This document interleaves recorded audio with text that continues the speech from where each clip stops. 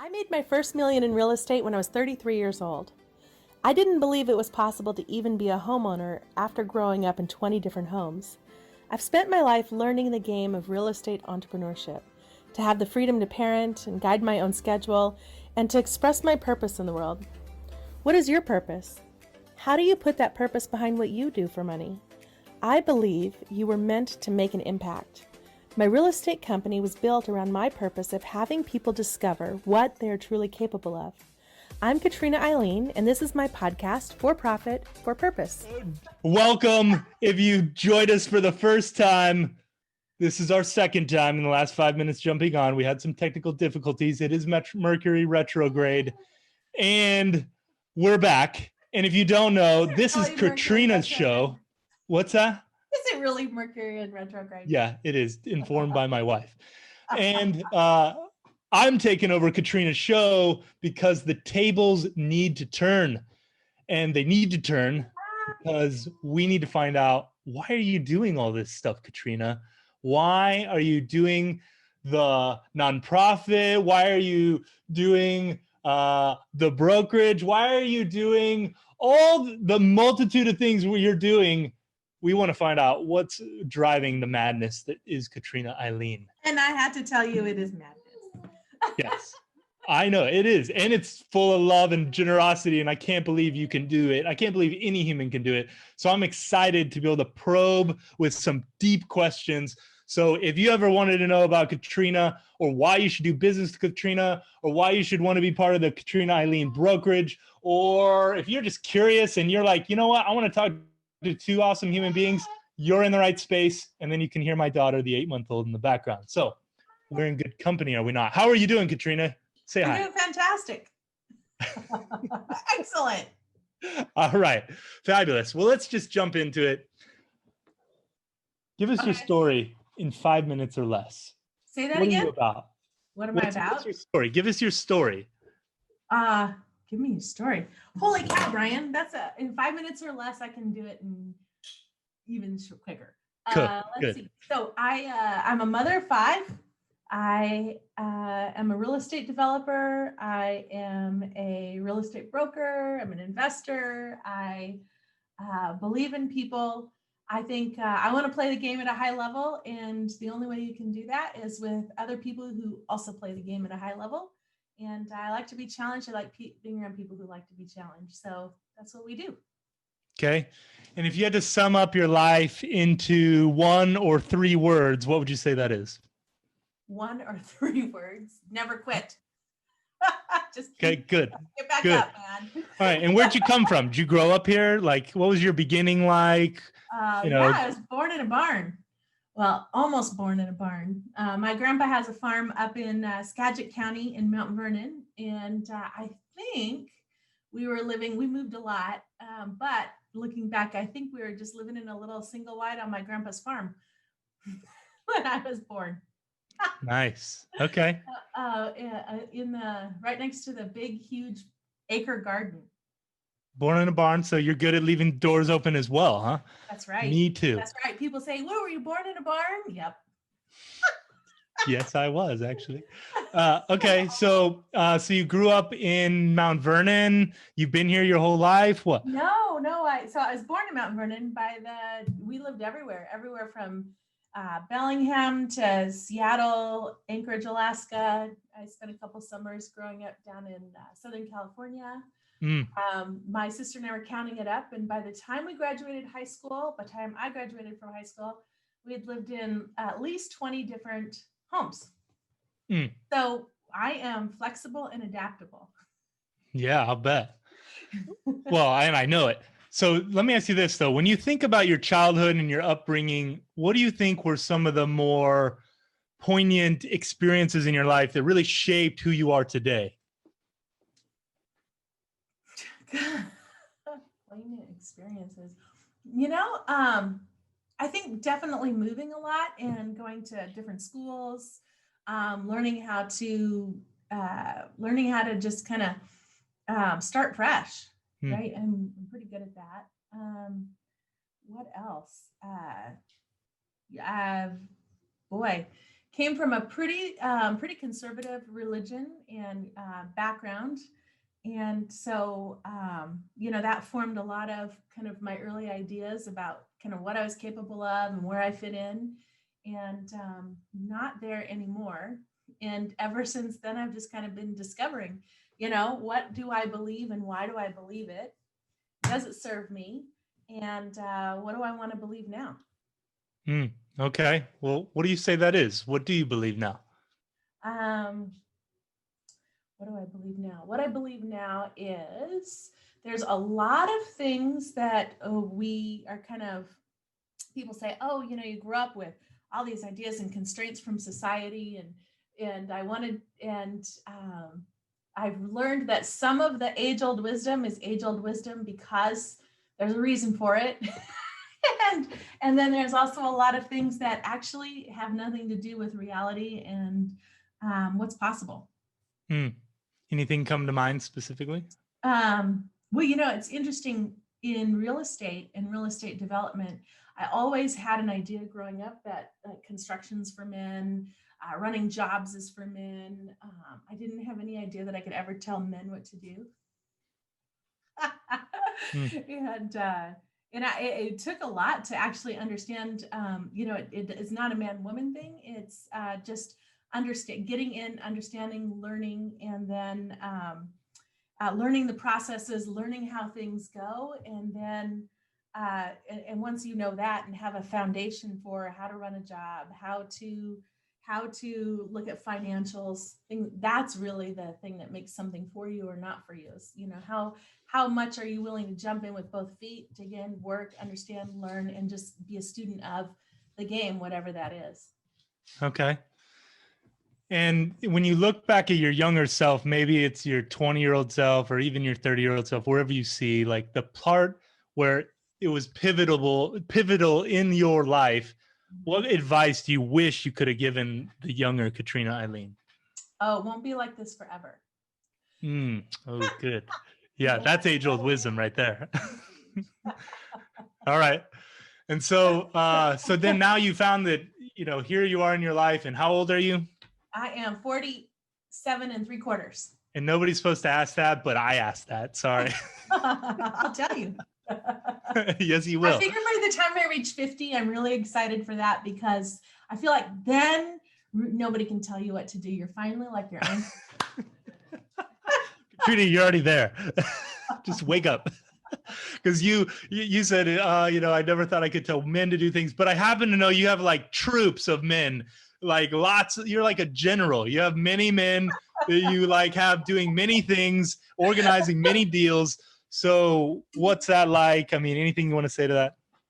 I think the most important thing is just looking at people and engaging on the level of person to person. And it's not, there's so much conversation in our society and the world about glass ceilings and constraints. And really, I haven't found that.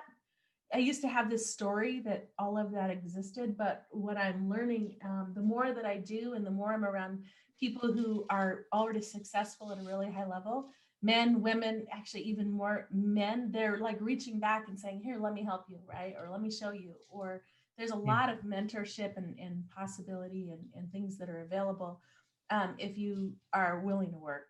And I think that's the biggest hindrance is what's going on between your ears. Okay, got it. All right, so what is it that you say you do? What is it that I say I do? That's so it's funny because one of my mentors, he said, Gray, he was talking about Kodak film, and Kodak was a film company, and they are obviously no longer making 35 millimeter film for our cameras.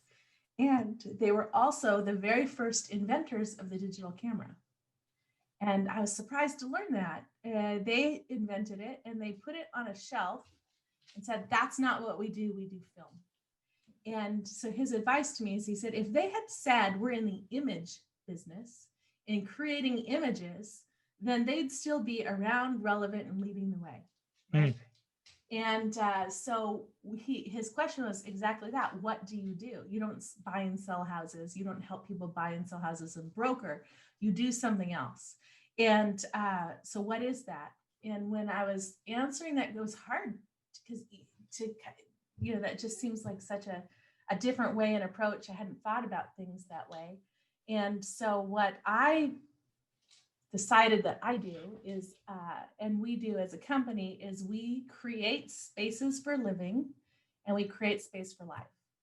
And in doing that, I found that there's so many different ways to accomplish that, right? There's the brokerage business that we do. There's the nonprofit and creating housing for homeless youth who, between 18 and 24. It actually encompasses anything that creates space for living and creates space for life. So that's what I do. Awesome. And why is that important? Why is that important?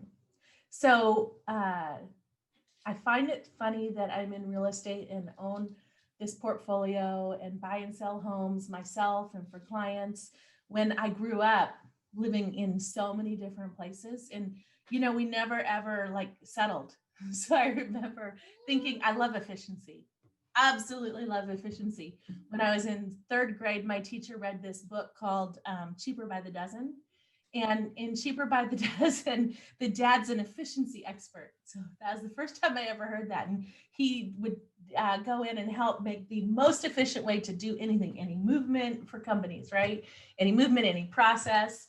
And I thought that was so cool. And that's why he had 13 children instead of 12, because it's cheaper by the dozen. You get an extra one for the same dozen. And so we moved so much. And I remember thinking about that. I would not unpack. So what I'd do is I'd take my boxes and I'd turn them sideways. I'd create little cubicles. And I thought I was so brilliant. Because then when you're ready to move, you just put them back up and close them up and you're ready to go. Nice. So being from a world where everything's always fluid and flexible, my mom always wanted to own real estate and I never really understood that. But, she died when she was 46 and she died never owning a piece of dirt or a house or anything. And that's what she always wanted. And even though that didn't really, well, maybe it did on some level, obviously, that never really resonated with me. I always thought I thought how interesting it is that I end up in this business where, that's what we do is create home. And that's actually what I really love about it. And okay. And why? Why do I love that we create home? Yeah.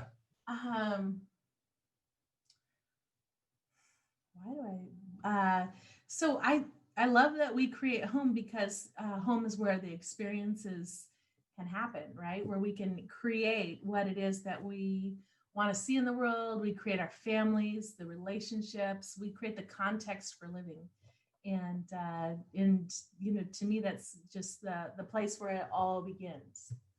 And so in doing that, and that if that's what it is, then we can actually create just about anything and help people create just about anything in their life that they want and that they're up to by starting there, meeting that fundamental need.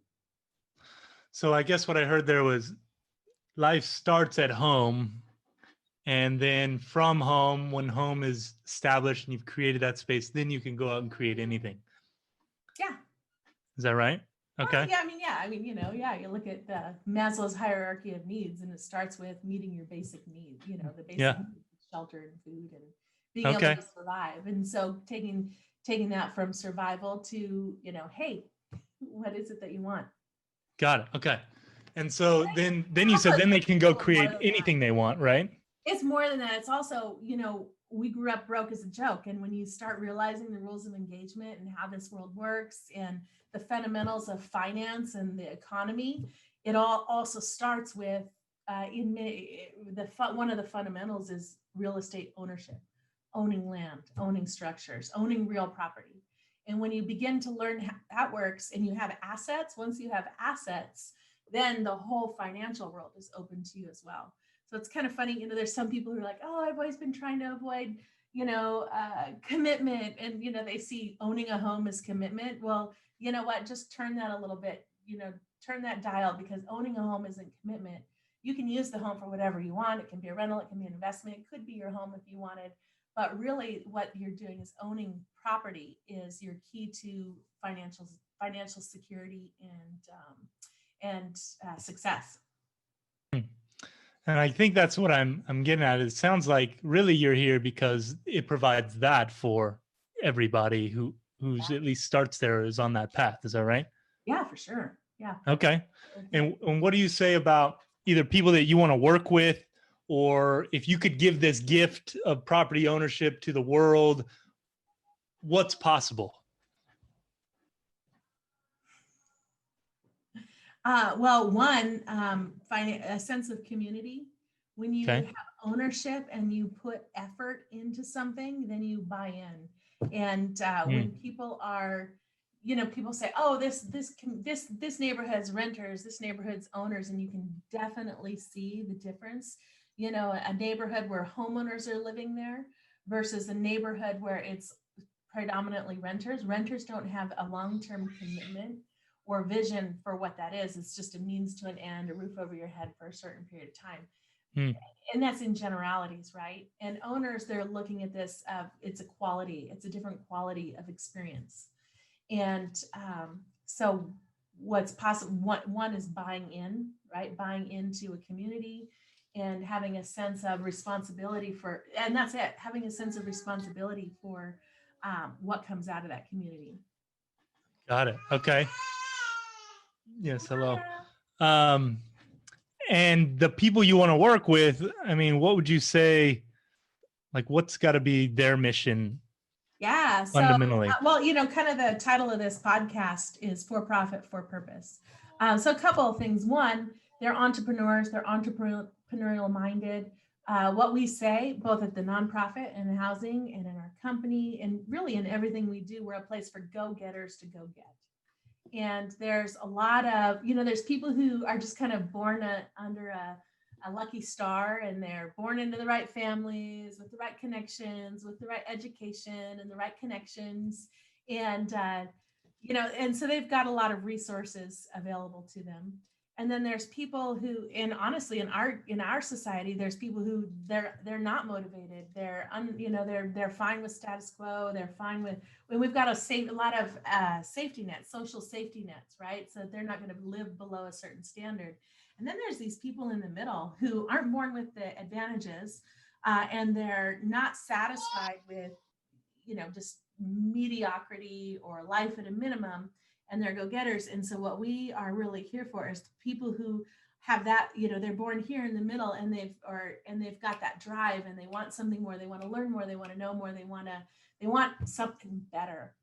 And so that drive that we're go-getters, go get, right? That's who we're a home for. And that's what we do. We draft off each other. There's that great sense of competition, but also at the same time, everybody wants everyone to win. And we're collaborative. Yeah.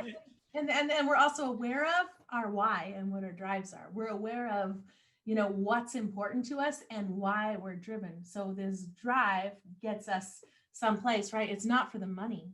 The money isn't the thing, right? The money is the fuel that gets us. You put it in the car, put it in the tank so that you can, which is your business, to get where you're going. And that's, I remember hearing that from Simon Sinek, and I thought that was a great metaphor, because really that's what it is. We have some vision for how we want our world to be, and our businesses is the way that we get there. Yes, spot on. Okay. And so I'll just say one of the things that attracted me to you is you have such a generous nature of wanting to help people. And of course, you're an expert, which is why you're one of my mentors. And I've chosen to hang a license with you.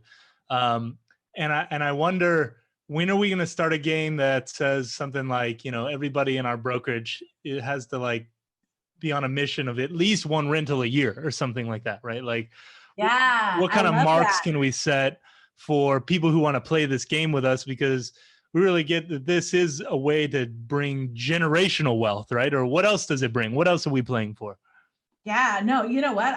let's start there. And so one of the things that I know about myself is I'm a driver and I'm also like this, so I can work, I can work really hard and sometimes I forget to add the game to it. And I think that's why I'm so excited that you're here. And, what I think is, Brian, you need to bring that game in. I love it. It's already been broadened. So with that said, we just need you to champion it a little bit. I'll be there, of course, to stoke the fire. I mean, I got my own goals. My wife and I, you may know this, but nobody who's watching may know, but we are playing for 10 homes in 7 years. And so and we're paying all paid off. That's our goal. 10 years, or 10 homes, 7 years. So, and you can do that. Yeah. Well, and that's what I want to go next is like, what are some of the prerequisites to actually playing this game? We're at the bottom. So like, what is? Yeah. So, a lot of people, they have all these reasons why they can't. And the only reason why you really can't are the prerequisites. Let's go there. So the prerequisites are extreme integrity, uh, being willing to be uncomfortable, and having a work ethic that you compare yourself to no one. You look and you see what you want, and then you compare yourself to no one, because quite honestly, if you're gonna accomplish those things that you're talking about, you really can't compare yourself to no one, because 98% of the population, 95% of the population has never and will never do that, and they're not willing to do the things that no one else is willing to do, right? I mean, have you ever, like, what are the things that you've done that you're like, like, I don't know, I remember, running the marathon and being a couple of them and being like 22 miles in, and you're like, why in the hell did I think this was a good idea? and that's when you had to, and then you just keep on going. And then at the end, you're so glad that you did it. But along the way, if you look around kind of your community, unless you're in a community of people who are already have 10 properties, they already own them free and clear, and that's your whole world, you're around people who they're not doing that. And so you can't ever, ever look to them as, compare yourself. You can't compare. Right? I think anybody who's really worked hard and accomplished anything knows that you can only compare yourself to your own vision. Okay. Got it. So extreme integrity, being a freaking hard worker, and I have such a potty mouth, so it's so hard to. This is your podcast. You should let it fly. Are you allowed to swear on? I know you can't do it on TV, but and then yeah, being willing to do what nobody else does and compare yourself to no one, right? And if you're able to do that, then there is absolutely no reason why you can't fill in the rest of that. You can't fill in your picture. Yeah, I guess I wonder about the, can't compare myself to anybody. I feel like there's, I'll just speak for myself here. Yeah, I've had moments in my life where I thought those things, and, I could show and prove and whatever, I was like, look, I did it, this, blah, blah, blah, blah, blah. But I don't know. There's definitely something that I'm like, I'm not even comparing myself to anybody anymore. I'm just looking at me like, how do I get myself past all my barriers to get there, to get to the next level, right? And I wonder, this is kind of twofold, which is, what would you say to somebody like that, right? Me. And let's just start there. What would you say? What I would say to somebody who's saying, "Oh, I let my barrier," what, I don't understand. Like, what's your question? Tell me a little bit more about you, and then I can tell you. Well, you know plenty about me, but I do. All right, how about this? I'm going to turn it, because it's where it was going, was what are your current barriers? Like, what are you transforming in your life? What's the next level for you? Well, we're working on a transit-oriented development right now in Shoreline, and that feels uncomfortable, and that's new for me. And so we're working on. Actually, it'll be the first multifamily mixed-use commercial development I've been a part of with my partner Mark, and that's completely new and something that I wouldn't have imagined before, oh yeah, you can build a high rise and own it, and make it sustainable. Work with the International Living Future Living Institute, work with the University of Washington, all these different organizations, and actually be a leader and a part of that. That's huge. I wouldn't have thought of that. But what is the next barrier? I think the next barrier for me is what I'd like to see next is everyone who I'm working with doing the same thing for themselves in whatever context they want to do that, right? So with you and Ranny, then that would be, not only do I want you to have the 10 doors, which I think 10 doors in 7 years, you said, right? So I honestly think that once you get one, I think that's way too long, and I think that's going to happen way quicker. It may be free and clear 10 years, great, or 7 years, but I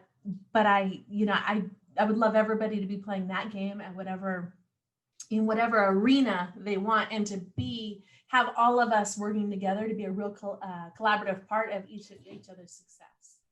And I see that happening right now, right? I mean, our brokerage is so unusual in that, our brokers are working with people and they're like, oh, hey, take this one, or take this client, and they freely give to each other. And it's just this really I've never experienced that anywhere. And it's what I said we're about. And it's so cool to have people show up who are not only about that themselves, but they give freely to each other.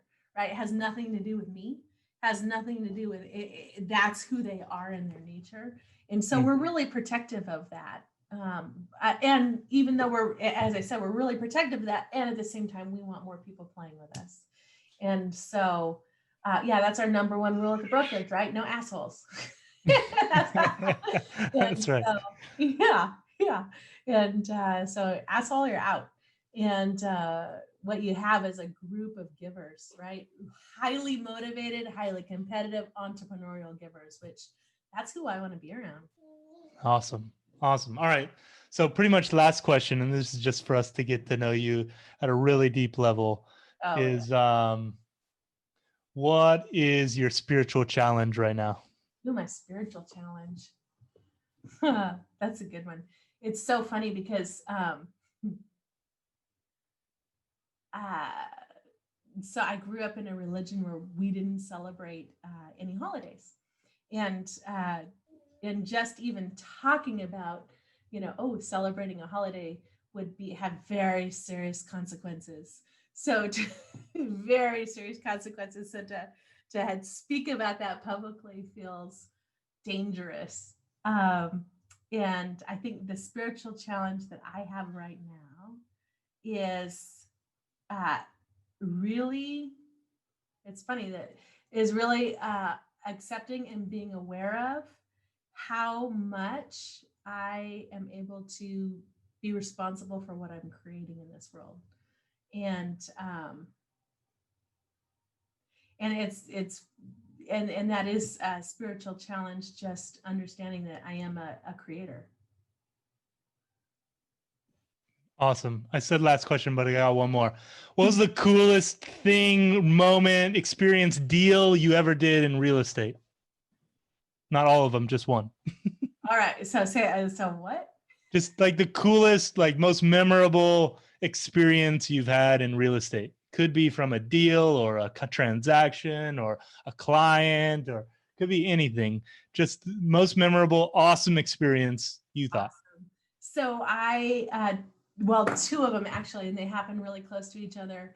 One was, actually three. So, and this kind of shows the range of, it doesn't really matter who you are, what your price point is, but this is the range of, it's the experience that's the thing that I'm after. So worked with a client in Mercer Island. It was actually a client of my brokers. And it was a $9 million listing. He was an all cash buyer, and negotiating that deal, in a hot market, we were able to negotiate down to like 8 million or 8.5 million, or let's see. So it must've been 9.5. We negotiated down to like 9. And then throughout the process, negotiating down to, I think he ended up saving like 8. We ended up closing at 8.5 million 30 days later. And it was so amazing to me. That was like mind blowing to see, you know, those numbers and just how much you can serve your client through negotiation, right? And that was stunning to me. So that was really cool, and it was a lot of fun. He was an amazing guy. And then juxtapose that with probably there's two that were like the most meaningful. One was this guy who he had never owned anything, and he was probably in his late 50s, and he had saved up $10,000. And he was a renter, always been a renter, had no clue that he could buy anything. And we just ended up buying him a little mobile home in a park in Marysville that he was thrilled with, and it changed his life. So he now had just a very, very, he felt comfortable that he could move into and go into retirement knowing he could always afford to be there. Because over his life, rent had just gone up, and he had barely been able to squirrel away this $10,000. And to be able to put him in a place that he was thrilled with, and then everything about him was, you know, okay, I can handle this. I'm ready to go on to the next thing. And then at the same time, there was this young couple, and again, they'd come from not very much, and nobody in their family owned properties. And they're 21 and 22. And we're working through their first purchase and getting them pre-approved. And, you know, going from that first conversation where, you know, like it never crossed their radar they could own a home, to getting them pre-approved and having a conversation with them. And they're like, do you really think like we can own a home? You know, like they almost didn't, and I'm not really even capturing because they really didn't feel like that was for them. You know, they had no clue that it was almost like that was something was too out of reach for them. And, you know, and then shortly thereafter they had a home, and he was in construction. He knew how to fix some of it up. And, you know, by the time the market's appreciating so rapidly, by the time they closed it, they had equity. And then when he put the work in, they were set. You know, they were really set. They ended up having a baby, and, you know, they it felt really good to put them there. Nice. All right. Well, last call to who you want to talk to. Any shout out, anybody, call to action you want to make? Call to action. If you are someone like we were talking about earlier, if you know yourself to be, if you know yourself not to be living up to your potential, if you know there's more for you, and you have a fire and a drive, and you will never take no for an answer, and you want to make a difference in this world, then that's who I want to talk to. Great. How about you, Brian? Who do you want to play with? Who do I want to play with? I want to play with people that just want to have fun. Right? And fun in working. That's right. I forgot the fun part. They got to get that, like, you know, the work's got to be fun if we're going to do it. And we all got to work to pay some bills. So let's just have some fun while we do it. And let's have some goals and like accomplish all those things, right? Those are the people I want to work with. Yeah.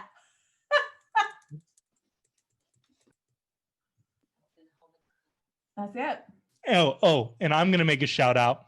And this is for anybody who owns a home in Tacoma. We're moving south because we need to be close to our grandma. If you have a home, if you're thinking about selling, reach out to us. We want to talk. So with that shout out, what's life about, Katrina? Purpose. I love studying people. That was good though. Purpose. Good. I say contribution. Love you guys. Any last words? Bye, Katrina. Just do it. Bye. Thank you. Thanks, Brian. This was amazing. I really had a good time with you. I always have a good time with you. Till the next time. Cheers. I would love to hear about your purpose. I'm always looking for like-minded people to collaborate with, interview, or do business with. Reach out to me directly at 425-230-4499. Not sure what your purpose is? I'm happy to share the guide that helped me discover mine.